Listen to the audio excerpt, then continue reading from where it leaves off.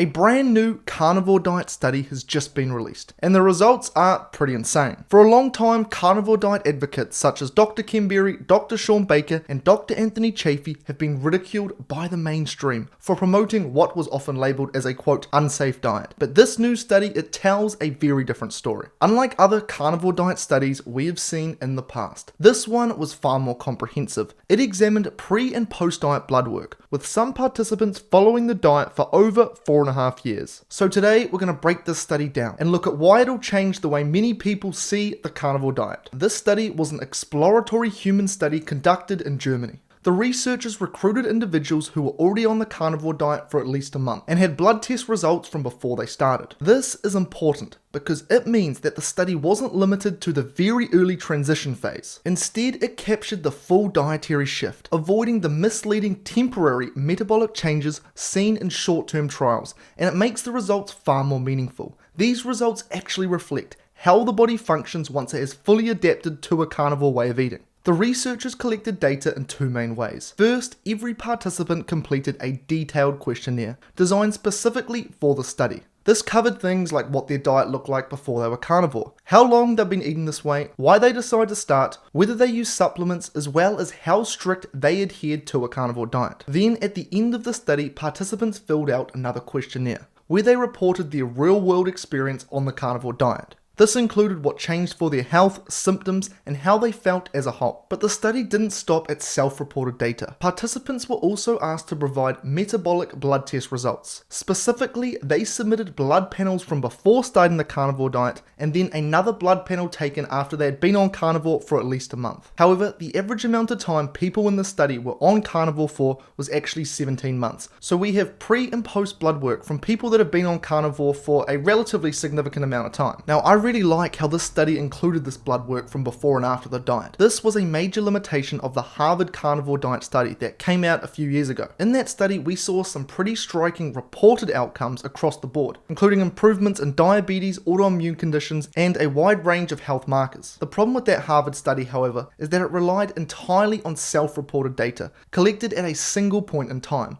There were no standardized pre-diet blood markers, which means you couldn't actually track how biomarkers changed within the same individual. So what makes the study more credible is that it allows for tangible within-person comparison, and it's also far more informative than a survey because you can directly observe how blood markers shift once someone has adapted to a carnivore diet. With that being said, however, self-reported data is still incredibly important because blood work, it can only tell you so much. You can have labs that look perfect on paper and still feel terrible day to day. Symptoms, energy levels, digestion, and overall quality of life, they don't always show up on a blood panel. So this study is great because it combines both of these things. In my opinion, this is the best carnivore diet study to date. It certainly isn't perfect, there are some definite limitations, but we'll discuss that later in the video. So let's go through the results of this study category by category. In the study, 22 of the 24 participants had a chronic health condition when starting out. Now this is actually really important context to understand before we even look at the individual markers. The majority of people in this study weren't metabolically healthy individuals experimenting with a new diet. Most of them actually started carnivore because they were already dealing with chronic health issues. Now the issues range from metabolic and autoimmune conditions to gastrointestinal and inflammatory disorders. Of these 22 participants, 17 saw an improvement or resolution of their chronic health issue.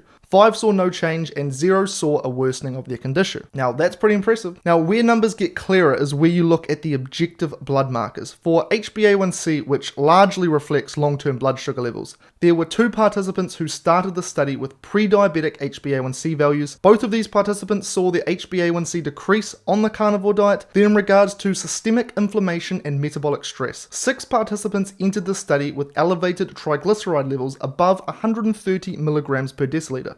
And again, 6 out of 6 of those participants saw their triglycerides decrease. Now this is actually very significant. Elevated triglycerides are strongly associated with chronic low-grade inflammation and increased oxidative stress. When triglycerides are high, it often reflects an inflammatory environment where excess energy is being packaged into circulating fat particles rather than being properly utilized or cleared. So the fact that all participants who entered the study with elevated triglycerides saw those levels decrease suggests that the carnivore diet reduced inflammation and metabolic stress. So this actually makes the study one of the first real-world human investigations to pair a carnivore diet with lower levels of objective blood markers associated with inflammation. This suggests the carnivore diet is anti-inflammatory, which, I mean, we've all been saying for years. All the true carnivore fans, they're nodding their heads right now. They knew this was true a long time ago, but it's great to have the data here showing it too. Now, one thing I was curious about when reading this study was uric acid levels. A lot of people say red meat raises uric acid, which then causes gout. So let's see if these people in this study actually developed gout. Now, the proposed mechanism as to why people say that red meat causes gout is because meat is high in something called purines. Now, the thing with purines is they can be converted into uric acid. But in practice, dietary purines from whole foods like meat have a relatively small effect on uric acid levels in most people. And that's exactly what we saw in this study.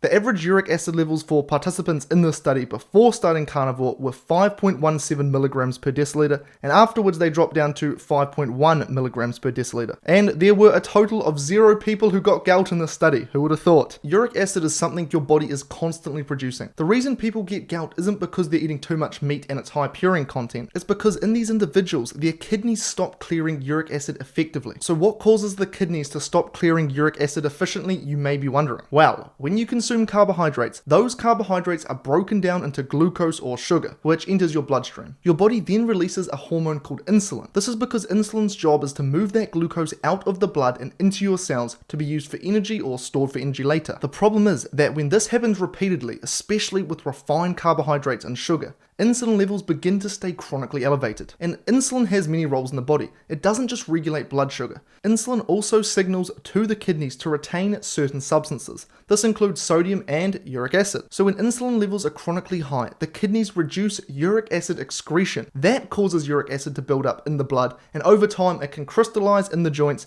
and that is what we know as gout. Now, fructose, one of the primary sugars in fruit, actually makes this even worse, because its metabolism directly generates uric acid, and then fructose also rapidly drives up insulin, which then prevents it from being excreted. This is why we see gout rates track very closely with sugar-sweetened beverage consumption that uses high fructose corn syrup and metabolic syndrome, whereas gout isn't even linked to meat consumption. On a carnivore diet, your insulin levels become much lower and much more stable. With lower insulin signaling, the kidneys are better able to excrete uric acid effectively. That's why despite a high amount of purine in meat, people don't get gout from eating meat. And it's also why so many people go on carnivore and all of a sudden their gout disappears. On carnivore, everyone's strict about what they put in their body. But what most people don't think about is what they're putting on their body. This right here is a quote natural soap, but it's filled with seed oils and as a whole 33 different ingredients derived from plants. There are so many people who have oily, flaky and dry skin due to the products they're using. Luckily I discovered Beast Mode soap. It's an animal-based natural grass-fed tallow soap that comes in 4 different scents. Instead of a long list of ingredients, Beast Mode soap only has 2 or 3. Due to the fact it's handcrafted using a cold process method,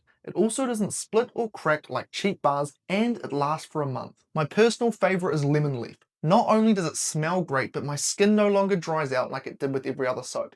I like the soap so much, I actually reached out to them to partner up. So if you head over to beastmodesoap.com and use code MAX10, you'll get 10% off your order. Thanks again to Beast Mode Soap for making videos like these possible. Now, another thing the researchers also measured was C-reactive protein, or CRP as it's commonly known as. This is a well-established marker of systemic inflammation. Now, C-reactive protein is produced by the liver in response to inflammatory signaling, and high levels of CRP indicate a higher inflammatory burden on the body, so this is a marker you definitely want low. The typical reference range for CRP is less than 0.5 milligrams per deciliter, and what's striking in the study is that CRP levels drop from a median of 0.6 milligrams per deciliter before the carnivore diet, all the way down to just 0.1 milligrams per deciliter after being on the diet for some time. So that shift actually moved the average C-reactive protein for participants in the study from above the reference range to a very low level. That magnitude and discretion of change consistent with a very meaningful reduction in systemic inflammation. So essentially, again, this study has shown that the carnivore diet reduces systemic inflammation. Again, all the carnivores online have been saying this for a long time, but it's great to have some data that actually backs this up. Now, when it comes to weight loss, the results were also very clear. Participants reported significant improvements in body composition. The Majority of the participants lost weight, particularly those who entered the study overweight or obese. Now with carnivore, you're eating what humans are meant to eat, and when you're eating the right foods for your biology, your hunger hormones, they normalize. You eat when you're hungry and you stop when you're full, and you end up just naturally consuming less food. You don't have to starve yourself, and as a result, the weight, well, it just falls off essentially. In regards to cravings, when you stop eating processed foods designed by scientists to make you want more for only a short period of time, typically 2 weeks or less,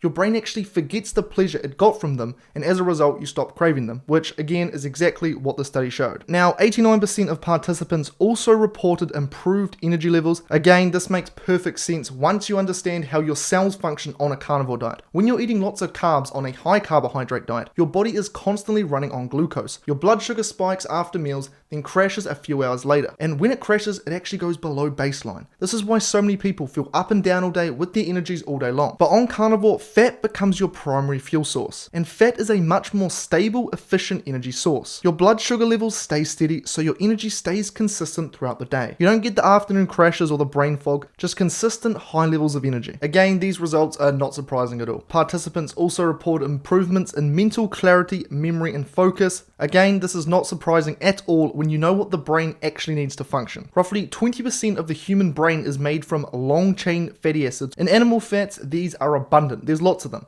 But in fat from plant-based sources, there is zero. The human body actually has a very poor ability at converting shorter 18 carbon and below fatty acids into the carbon 20 and 22 fatty acids we require. This is why since humans switched from hunting to agriculture 10,000 years ago, our average brain size has shrunk 11%, and it also explains why vegans are the way they are. Sorry vegans, I didn't even mean to insult you there. I just couldn't help myself. That one right there, it was served to me on a platter, so anyway, my bad. And on top of these essential fatty acids, meat is also very high in nutrients like choline and B vitamins, which are essential for neurotransmitter production and cognitive function. Also, when you remove carbohydrates from your diet, your body also produces more ketones. Ketones are an incredibly efficient fuel source for the brain. They provide more energy per unit than glucose, and they've been shown in studies to improve focus, memory, and overall cognitive performance. So it makes perfect sense that when people go on a carnivore diet, that they report they feel mentally sharper. Now, when it comes to strength, 69% of participants reported improvements in strength and endurance. Now, this one surprises a lot of people because there's this common misconception that you need carbohydrates for athletic performance, but that's simply not true at all. Your muscles store energy in the form of glycogen, which is the stored form of glucose, aka sugar. A lot of people think you need carbohydrates because they break down into sugar to replenish this glycogen, but what they don't realize is that your body can produce all of the glucose it needs through a process called gluconeogenesis. This is where your liver converts protein and fat into glucose, and studies have shown that once you're fat adapted, meaning you're adapted to running on fats, your glycogen levels are identical to someone who is on a high carbohydrate diet. Even though you're eating zero carbohydrates, your body becomes very efficient at creating its own glucose,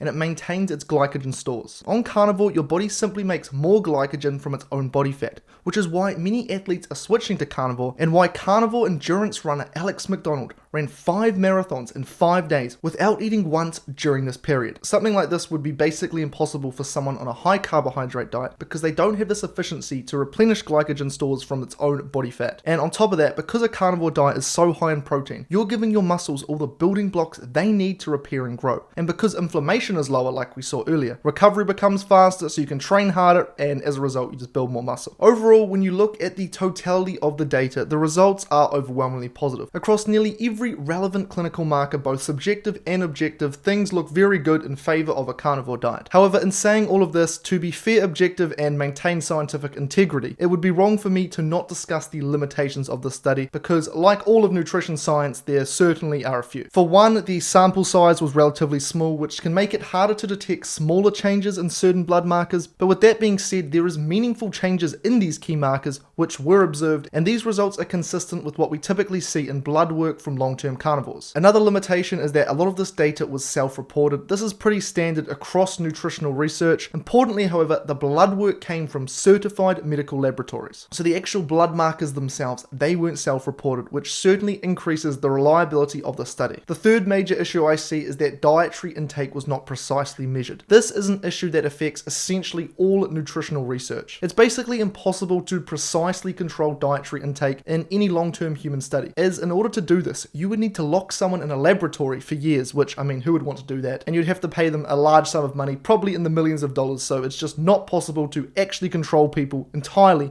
and monitor exactly what they eat. And then the final major limitation I've seen is that there was no control group where participants were fed a different diet. However, I would argue that there actually is a clear control group. It's called the general population. The majority of society eats a standard control diet, and most people are sick and overweight. In this study, however, we saw the opposite of that, so I guess in a way there kind of is a control group. Yes, it would have been ideal if there were a few more people that they looked at and things were controlled a little bit better. However, it is close to impossible to conduct a well-controlled nutritional study, so honestly this study is basically as good as we're going to get. And in regards to the small sample size, all you have to do is load up YouTube, search carnivore diet blood work before and after, and there are hundreds of people, and in essentially all of these videos we see the same things that are in this study. So in a way there kind of is a larger sample size. So again, what we see time and time again in the real world is replicated in this study. Anyway, another win for Carnivore. The good guys were on top once again. The mainstream does everything they can to discredit us, fictitious claims, hit pieces, you name it. But through all the lies, we stand here unfazed and victorious. Well, I mean, it's not the best study, but I mean, hey, we'll take it. Now, if you want even more evidence that humans are meant to be carnivores, then you'll enjoy this video right here, where I break down every reason as to how we know that humans are carnivores. Anyway, as always, great speaking with you, and I'll see you next time.